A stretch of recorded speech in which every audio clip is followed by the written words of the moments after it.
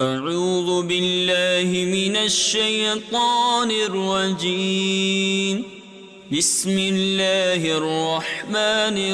الرحيم. ولو أننا نزلنا إليهم الملائكة وكلمهم الموتى وحشرنا عليهم كل شيء قبلا ما كانوا ليؤمنوا إلا أن يشاء الله ولكن أكثرهم يجهلون. وكذلك جعلنا لكل نبي عدوا شياطين الإنس والجن يوحي بعضهم إلى بعض زخرف القول غرورا ولو شاء ربك ما فعلوه فذرهم وما يفترون. ولتصغى إليه أفئدة الذين لا يؤمنون بالآخرة وليرضوه وليقترفوا ما هم مقترفون. أفغير الله أبتغي حكما وهو الذي أنزل إليكم الكتاب مفصلا والذين آتيناهم الكتاب يعلمون أنه منزل من ربك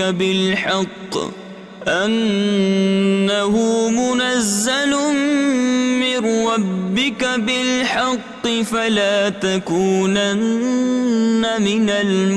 الممترين. وتمت كلمة ربك صدقا وعدلا لا مبدل لكلماته وهو السميع العليم. وإن تطع أكثر من في الأرض يضلوك عن سبيل الله إن يتبعون إلا الظن وإن هم إلا يخرصون. إن ربك هو أعلم من يضل عن سبيله وهو أعلم بالمهتدين. فكلوا مما ذكر اسم الله عليه إن كنتم بآياته مؤمنين.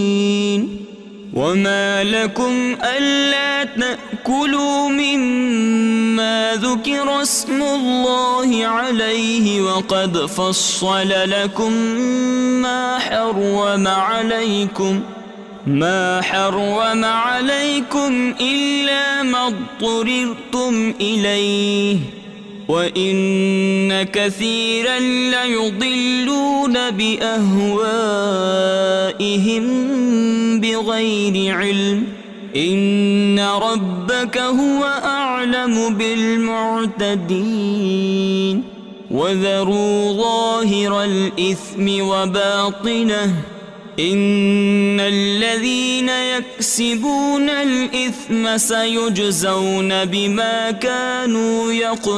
يقترفون. ولا تأكلوا مما لم يذكر اسم الله عليه وإنه لفسق وإن الشياطين ليوحون إلى أوليائهم ليجادلوكم وإن أطعتموهم إنكم لمشركون. أومن كان ميتا فأحييناه وجعلنا له نورا يمشي به في الناس الناس كمن مثله في الظلمات ليس بخارج منها كذلك زين للكافرين ما كانوا يعملون وكذلك جعلنا في كل قرية أكابر مجرميها ليمكروا فيها وما يمكرون إلا بأنفسهم وما يشعرون وإذا جاءتهم آية قالوا لن نؤمن حتى نؤتى مثل ما أوتي رسل الله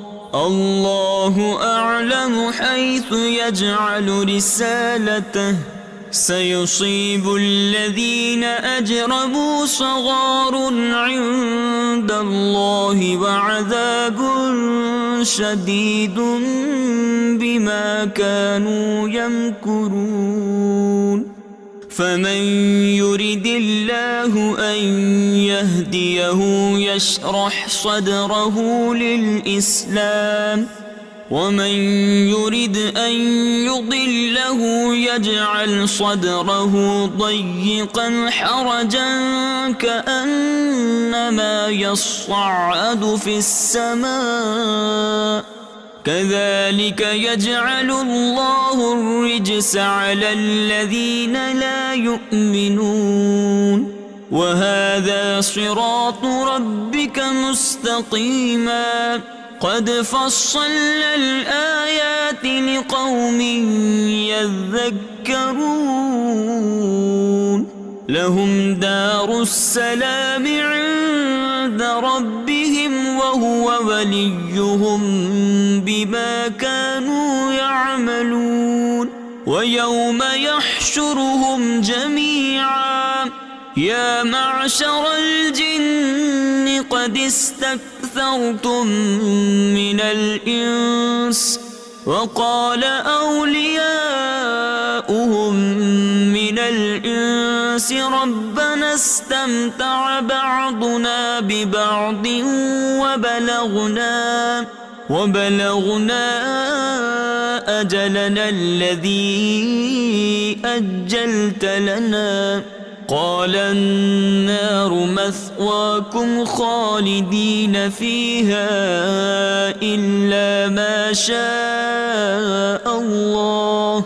إن ربك حكيم عليم وكذلك نولي بعض الظالمين بعضا بما كانوا يكسبون يا معشر الجن والإنس ألم يأتكم رسل منكم يقصون عليكم آياتي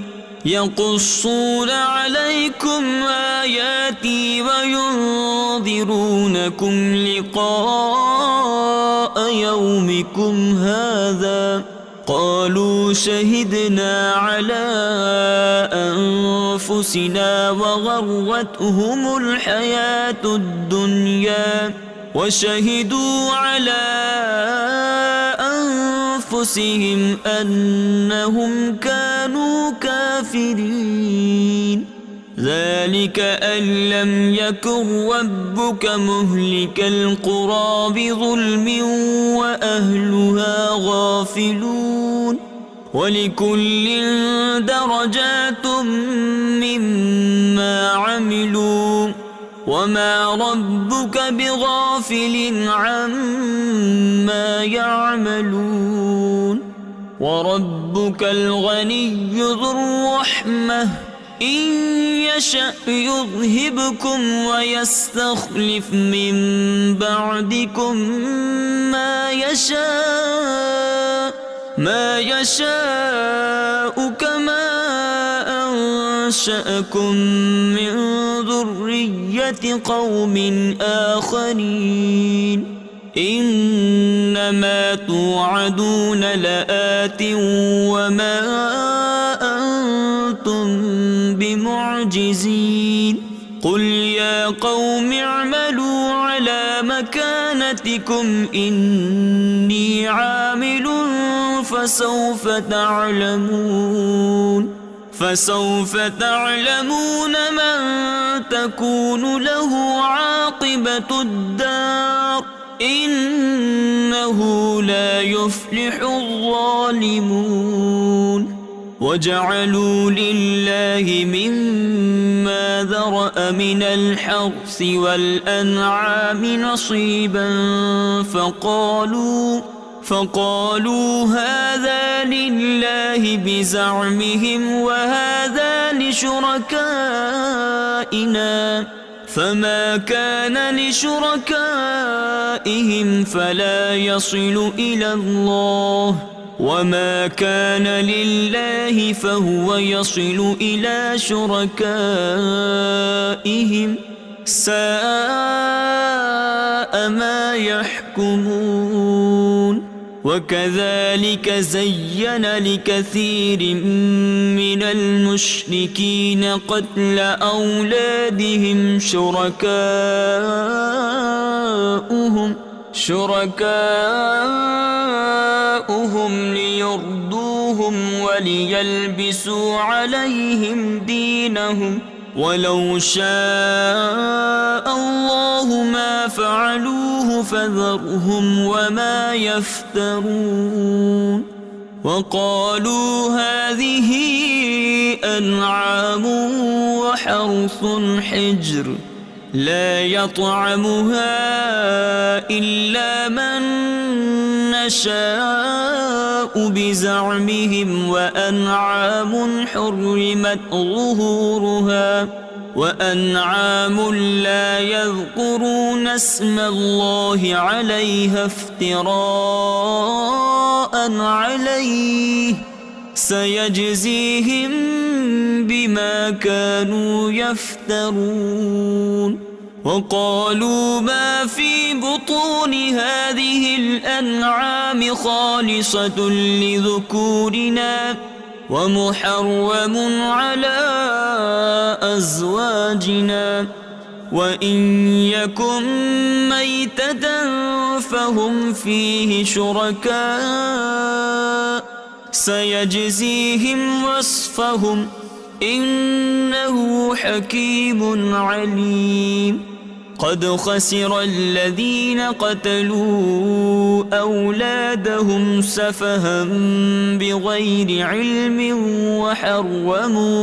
وحرموا ما رزقهم الله افتراء على الله قد ضلوا وما كانوا مهتدين وهو الذي أنشأ جنات معروشات وغير معروشات والنخل والزرع مختلفا أكله والزيتون والرمان متشابها وغير متشابه كلوا من ثمره إذا أثمر وآتوا حقه يوم حصاده ولا تسرفوا إنه لا يحب المسرفين ومن الأنعام حمولة وفرشا كلوا مما رزقكم الله ولا تتبعوا خطوات الشيطان إنه لكم عدو مبين 8 أزواج من الضأن 2 ومن المعز 2 قل أذكرين حرم أم الأنثيين أما اشتملت عليه أرحام الأنثيين نبئوني بعلم إن كنتم صادقين ومن الإبل 2 ومن البقر 2 قل الذكرين حرم أم الأنثيين أما اشتملت عليه أرحام الأنثيين أم كنتم شهداء إذ وصاكم الله بهذا فمن أظلم ممن افترى على الله كذبا ليضل الناس بغير علم إن الله لا يهدي القوم الظالمين قل لا أجد فيما أوحي إلي محرما على طاعم يطعمه إلا أن يكون ميتة أو دما مسفوحا أو لحم خنزير فإنه رجس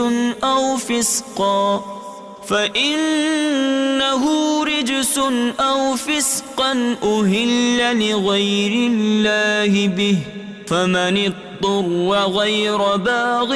ولا عاد فإن ربك غفور رحيم وعلى الذين هادوا حرمنا كل ذي ظفر ومن البقر والغنم حرمنا عليهم شحومهما إلا ما حملت ظهورهما أو الحوايا أو ما اختلط بعظم ذلك جزيناهم ببغيهم وإنا لصادقون فإن كذبوك فقل ربكم ذو رحمة واسعة ولا يرد بأسه عن القوم المجرمين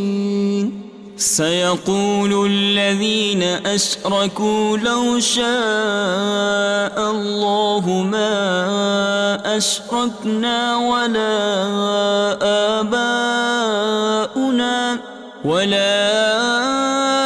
آباؤنا ولا حرمنا من شيء كذلك كذب الذين من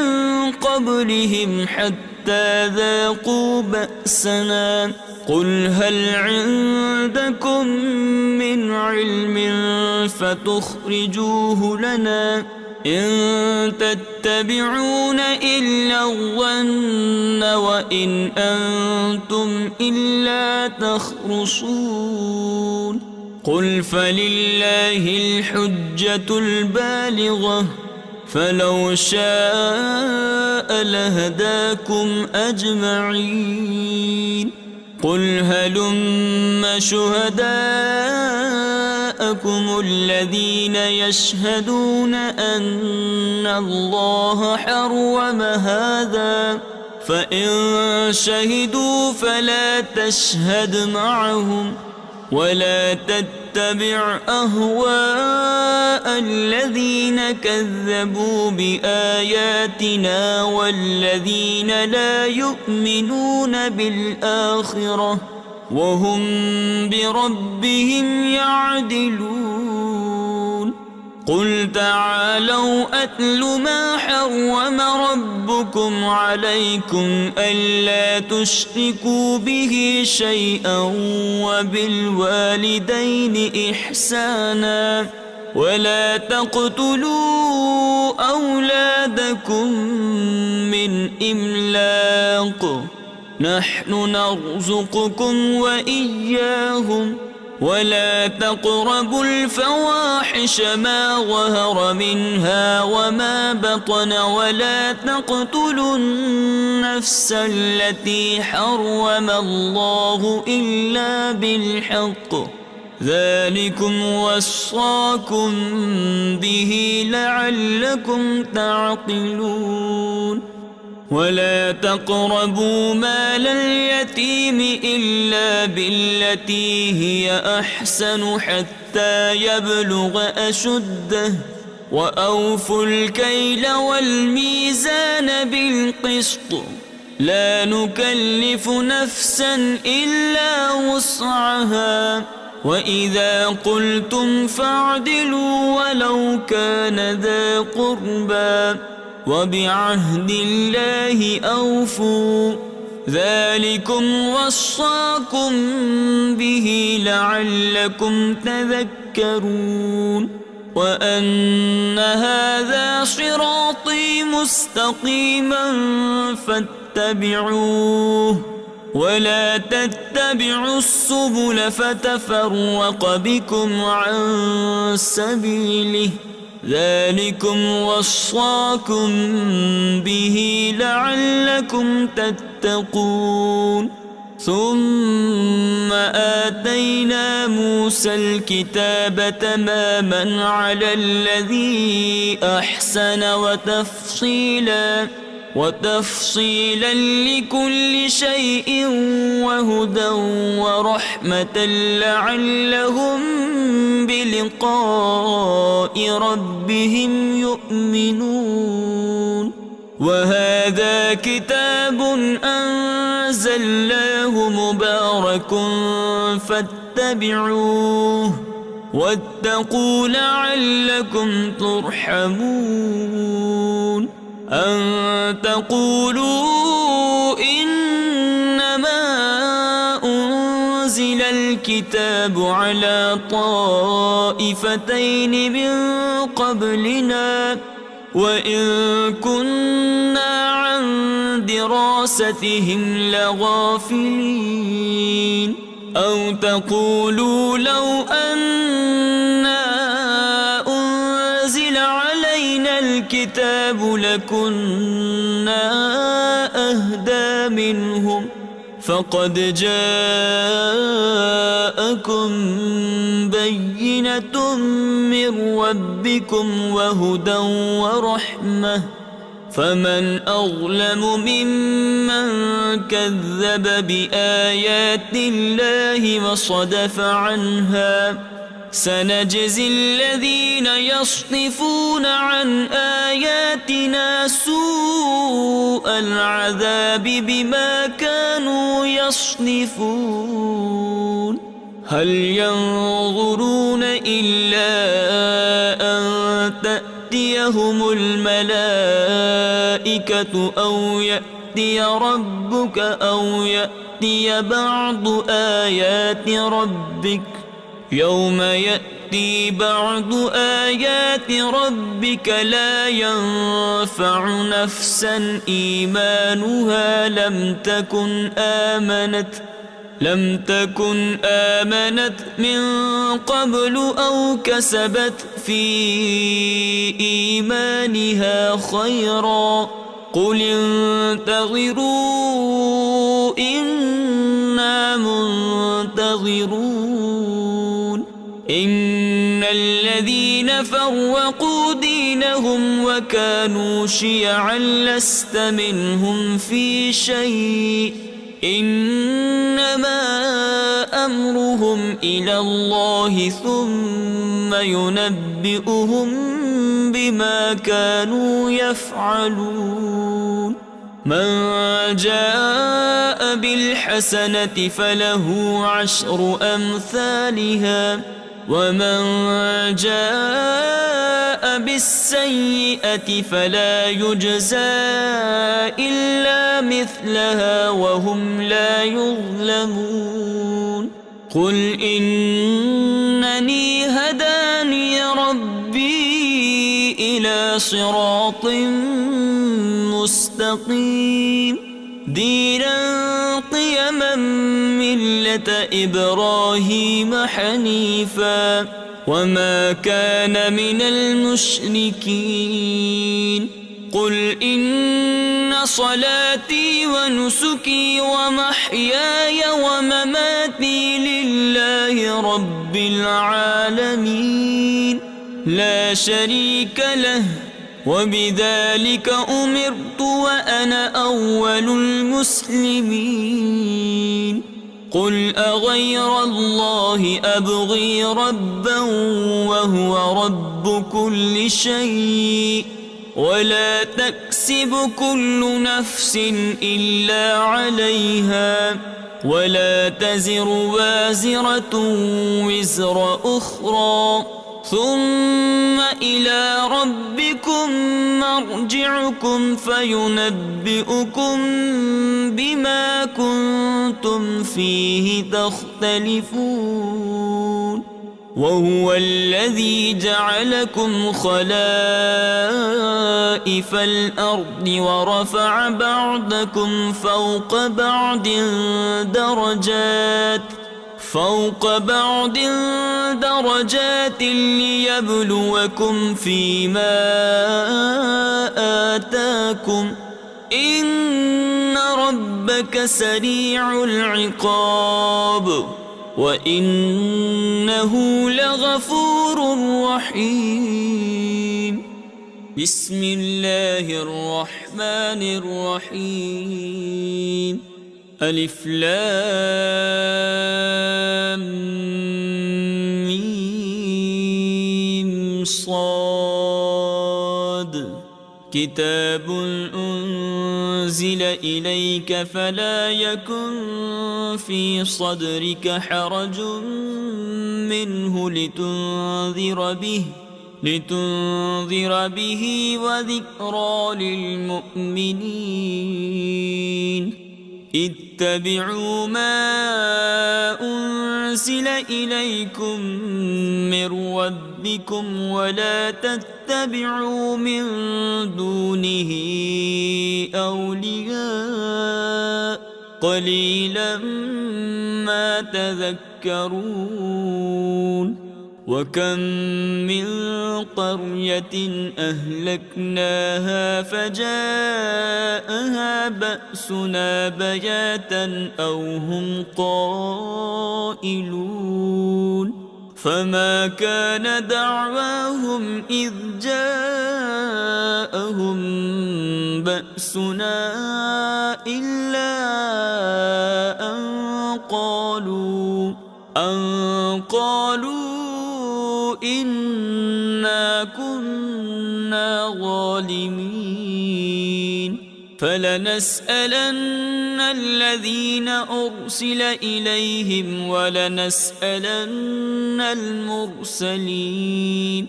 فلنقصن عليهم بعلم وما كنا غائبين والوزن يومئذ الحق فمن ثقلت موازينه فأولئك هم المفلحون ومن خفت موازينه فأولئك الذين خسروا أنفسهم بما كانوا بآياتنا يظلمون ولقد مكناكم في الأرض وجعلنا لكم فيها معايش قليلا ما تشكرون ولقد خلقناكم ثم صورناكم ثم قلنا للملائكة اسجدوا لآدم فسجدوا إلا إبليس لم يكن من الساجدين قال ما منعك ألا تسجد إذ أمرتك قال أنا خير منه خلقتني من نار وخلقته من طين قال فاهبط منها فما يكون لك أن تتكبر فيها فاخرج إنك من الصاغرين قال أنظرني إلى يوم يبعثون قال إنك من المنظرين قال فبما أغويتني لأقعدن لهم صراطك المستقيم ثم لآتينهم من بين أيديهم ومن خلفهم وعن أيمانهم وعن شمائلهم ولا تجد أكثرهم شاكرين قال اخرج منها مذءوما مدحورا لمن تبعك منهم لأملأن جهنم منكم أجمعين ويا آدم اسكن أنت وزوجك الجنة فكلا من حيث شئتما ولا تقربا هذه الشجرة فتكونا من الظالمين فوسوس لهما الشيطان ليبدي لهما ما وري عنهما من سوآتهما وقال ما نهاكما ربكما عن هذه الشجرة إلا أن تكونا ملكين أو تكونا من الخالدين وقاسمهما إني لكما لمن الناصحين فدلاهما بغرور فلما ذاقا الشجرة بدت لهما سوآتهما وطفقا يخصفان عليهما من ورق الجنة وناداهما ربهما ألم أنهكما عن تلكما الشجرة وأقل لكما إن الشيطان لكما عدو مبين قال ربنا ظلمنا أنفسنا وإن لم تغفر لنا وترحمنا لنكونن من الخاسرين قال اهبطوا بعضكم لبعض عدو ولكم في الأرض مستقر ومتاع إلى حين قال فيها تحيون وفيها تموتون ومنها تخرجون يا بني آدم قد أنزلنا عليكم لباسا يواري سوآتكم وريشا ولباس التقوى ذلك خير ذلك من آيات الله لعلهم يذكرون يا بني آدم لا يفتننكم الشيطان كما أخرج أبويكم من الجنة ينزع عنهما لباسهما ليريهما سوآتهما إنه يراكم هو وقبيله من حيث لا ترونهم إنا جعلنا الشياطين أولياء للذين لا يؤمنون وإذا فعلوا فاحشة قالوا وجدنا عليها آباءنا والله أمرنا بها قل إن الله لا يأمر بالفحشاء أتقولون على الله ما لا تعلمون قل أمر ربي بالقسط وأقيموا وجوهكم عند كل مسجد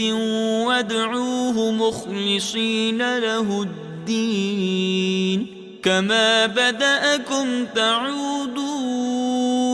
فريقا هدى وفريقا حق عليهم الضلالة إنهم اتخذوا الشياطين أولياء من دون الله ويحسبون أنهم مهتدون يا بني آدم خذوا زينتكم عند كل مسجد وكلوا واشربوا ولا تسرفوا إنه لا يحب المسرفين قل من حرم زينة الله التي أخرج لعباده والطيبات من الرزق قل هي للذين آمنوا في الحياة الدنيا خالصة يوم القيامة كذلك نفصل الآيات لقوم يعلمون قل إنما حرم ربي الفواحش ما ظهر منها وما بطن والإثم والبغي بغير الحق وأن تشركوا بالله ما لم ينزل به سلطانا وأن تقولوا على الله ما لا تعلمون ولكل أمة أجل فإذا جاء أجلهم لا يستأخرون ساعة ولا يستقدمون يا بني آدم إما يأتينكم رسل منكم يقصون عليكم آياتي فمن اتقى وأصلح فلا خوف عليهم ولا هم يحزنون والذين كذبوا بآياتنا واستكبروا عنها أولئك أصحاب النار هم فيها خالدون فمن أظلم ممن افترى على الله كذبا أو كذب بآياته أولئك ينالهم نصيبهم من الكتاب حتى إذا جاءتهم رسلنا يتوفونهم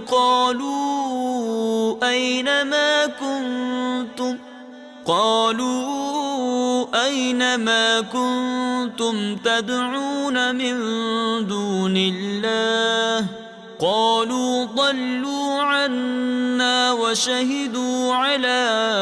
أنفسهم أنهم كانوا كافرين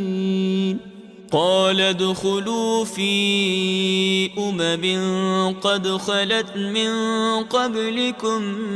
من الجن والإنس في النار كلما دخلت أمة لعنت أختها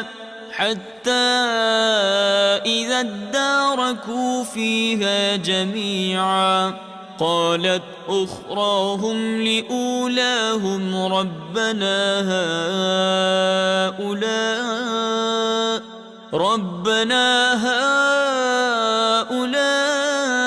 أضلونا فآتهم عذابا ضعفا من النار قال لكل ضعف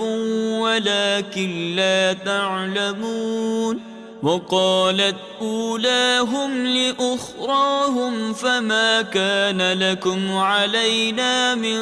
فضل فذوقوا العذاب بما كنتم تكسبون إن الذين كذبوا بآياتنا واستكبروا عنها لا تفتح لهم أبواب السماء ولا يدخلون الجنة حتى يلج الجمل في سم الخياط وكذلك نجزي المجرمين لهم من جهنم مهاد ومن فوقهم غواش وكذلك نجزي الظالمين والذين آمنوا وعملوا الصالحات لا نكلف نفسا إلا وسعها أولئك أصحاب الجنة هم فيها خالدون ونزعنا ما في صدورهم من غل تجري من تحتهم الأنهار وقالوا الحمد لله الذي هدانا لهذا وما كنا لنهتدي لولا أن هدانا الله لقد جاءت رسل ربنا بالحق ونودوا أن تلكم الجنة أورثتموها بما كنتم تعملون ونادى أصحاب الجنة أصحاب النار أن قد وجدنا ما وعدنا ربنا حقا فهل وجدتم ما وعد ربكم حقا قالوا نعم فأذن مؤذن بينهم اللعنة الله على الظالمين الذين يصدون عن سبيل الله ويبغونها عوجا وهم بالآخرة كافرون وبينهما حجاب وعلى الأعراف رجال يعرفون كلا بسيماهم ونادوا أصحاب الجنة أن سلام عليكم لم يدخلوها وهم يطمعون وإذا صرفت أبصارهم تلقاء أصحاب النار قالوا ربنا لا تجعلنا مع القوم الظالمين ونادى أصحاب الأعراف رجالا يعرفونهم بسيماهم قالوا ما أغنى عنكم جمعكم وما كنتم تستكبرون أهؤلاء الذين أقسمتم لا ينالهم الله برحمة ادخلوا الجنة لا خوف عليكم ولا أنتم تحزنون ونادى أصحاب النار أصحاب الجنة أن أفيضوا علينا من الماء أو مما رزقكم الله قالوا إن الله حرمهما على الكافرين الذين اتخذوا دينهم لهوا ولعبا وغرتهم الحياة الدنيا فاليوم ننساهم كما نسوا لقاء يومهم هذا وما كانوا بآياتنا يجحدون ولقد جئناهم بكتاب فصلناه على علم هدى ورحمة لقوم يؤمنون هل ينظرون إلا تأويله يوم يأتي تأويله يقول الذين نسوه من قبل قد جاءت رسل ربنا بالحق فهل لنا من شفعاء فيشفعوا لنا أو نرد فنعمل غير الذي كنا نعمل قد خسروا أنفسهم وضل عنهم ما كانوا يفترون إن ربكم الله الذي خلق السماوات والأرض في 6 أيام ثم استوى على العرش يغشي الليل النهار يطلبه حثيثا والشمس والقمر والنجوم مسخرات بأمره ألا له الخلق والأمر تبارك الله رب العالمين ادعوا ربكم تضرعا وخفية إنه لا يحب المعتدين ولا تفسدوا في الأرض بعد إصلاحها وادعوه خوفا وطمعا إن رحمة الله قريب من المحسنين وهو الذي يرسل الرياح بشرا بين يدي رحمته حتى إذا أقلت سحابا ثقالا سقناه لبلد ميت فأنزلنا به الماء فأخرجنا به من كل الثمرات كذلك نخرج الموتى لعلكم تذكرون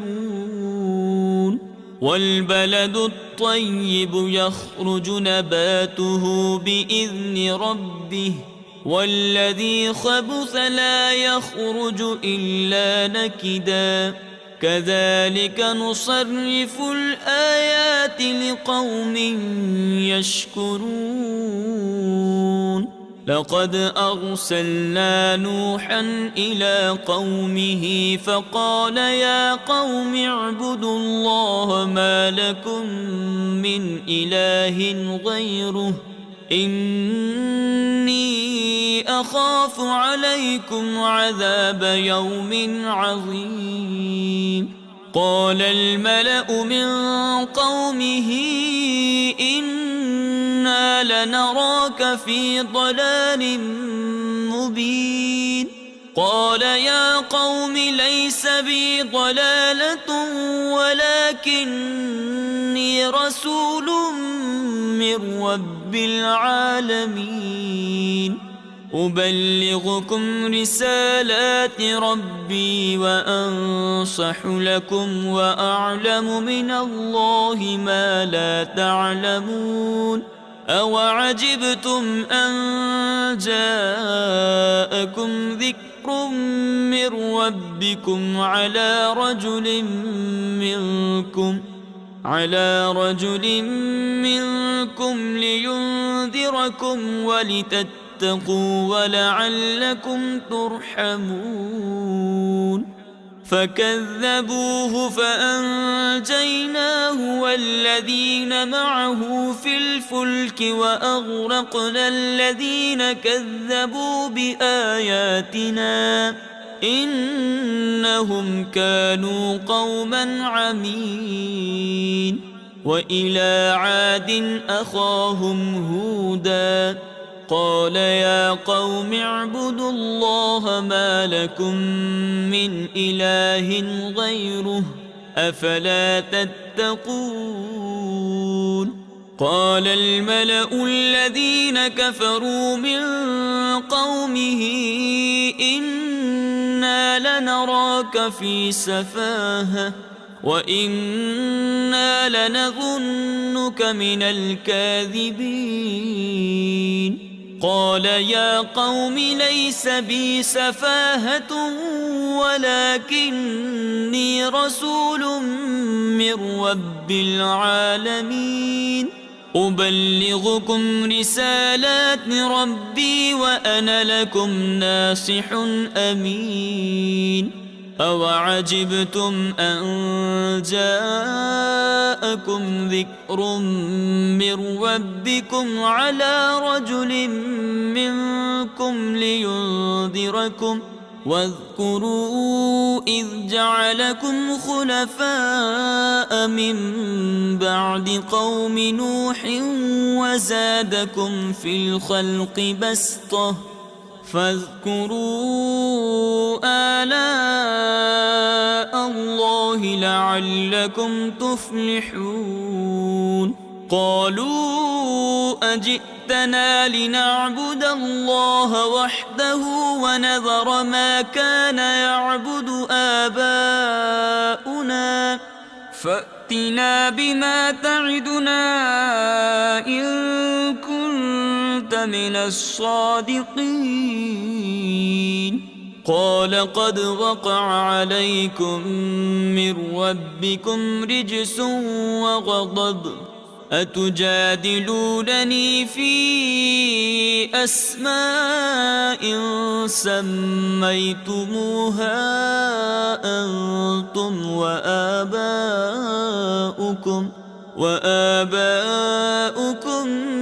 ما نزل الله بها من سلطان فانتظروا إني معكم من المنتظرين فأنجيناه والذين معه برحمة منا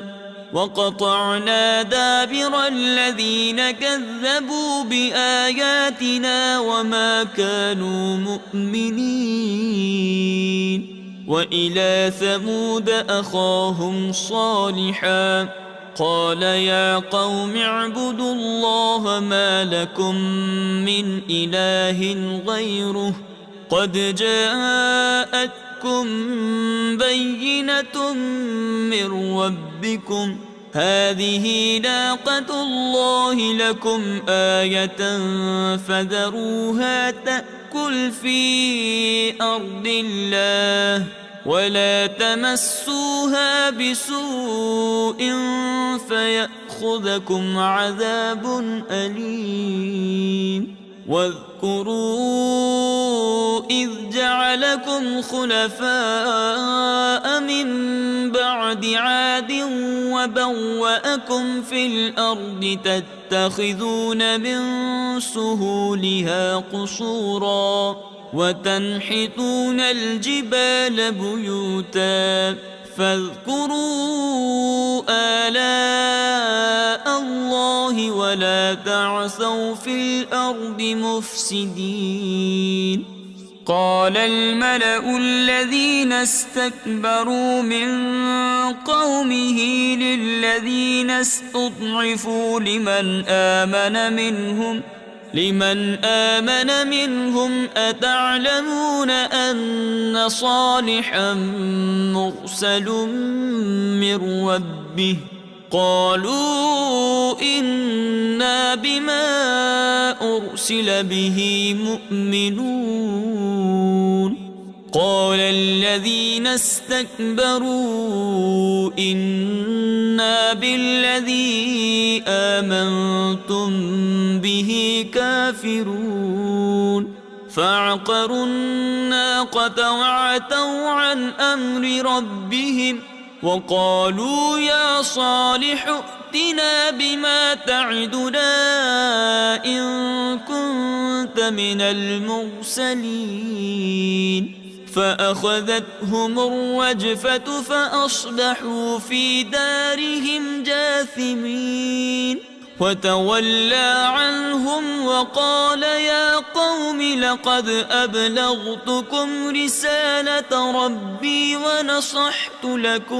ونصحت لكم ولكن لا تحبون الناصحين ولوطا إذ قال لقومه أتأتون الفاحشة ما سبقكم بها من أحد من العالمين إنكم لتأتون الرجال شهوة من دون النساء بل أنتم قوم مسرفون وما كان جواب قومه إلا أن قالوا أخرجوهم من قريتكم إنهم أناس يتطهرون فأنجيناه وأهله إلا امرأته كانت من الغابرين وأمطرنا عليهم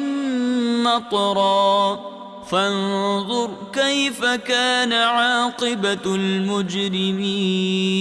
وإلى مدين أخاهم شعيبا قال يا قوم اعبدوا الله ما لكم من إله غيره قد جاءتكم بينة من ربكم فأوفوا الكيل والميزان ولا تبخسوا الناس أشياءهم ولا تفسدوا في الأرض بعد إصلاحها ذلكم خير لكم إن كنتم مؤمنين ولا تقعدوا بكل صراط توعدون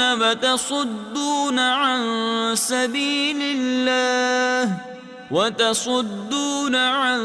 سبيل الله من آمن به وتبغونها عوجا واذكروا إذ كنتم قليلا فكثركم وانظروا كيف كان عاقبة المفسدين وإن كان طائفة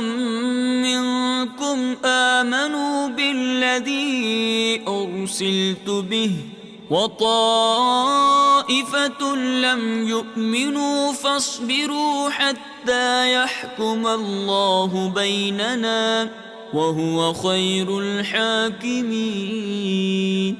صدق الله العظيم.